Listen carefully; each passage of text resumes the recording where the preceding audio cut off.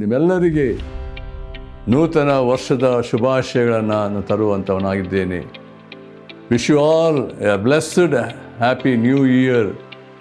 ದೇವರು ನಿಮ್ಮ ಕುಟುಂಬವನ್ನು ಹೆಚ್ಚಿನ ರೀತಿಯಲ್ಲಿ ಆಶೀರ್ವದಿಸಿ ಬಲಪಡಿಸಿ ತನ್ನ ಕೃಪೆಯನ್ನು ಅನುಗ್ರಹಿಸಿ 2025ನೇ ವರ್ಷ ನಿಮ್ಮ ಜೀವಿತದಲ್ಲಿ ಕುಟುಂಬದಲ್ಲಿ ಹೆಚ್ಚಿನ ಆಶೀರ್ವಾದ ತರಲಿ ಎನ್ನುವಂಥದ್ದೇ ನನ್ನ ಪ್ರಾರ್ಥನೆಯಾಗಿದೆ. ದೇವರು ಈ ವರ್ಷಕ್ಕೆ ಕಾಲಿಡುವಂತೆ ನೋಡುವಂತೆ ದೇವರು ಕೊಟ್ಟಿರುವಂಥ ವಿಶೇಷವಾದಂಥ ಈ ಒಂದು ಕೃಪೆಗಾಗಿ ನಾನು ಎಷ್ಟೋ ದೇವರಿಗೆ ಸ್ತೋತ್ರ ಸಲ್ಲಿಸ್ತೇನೆ.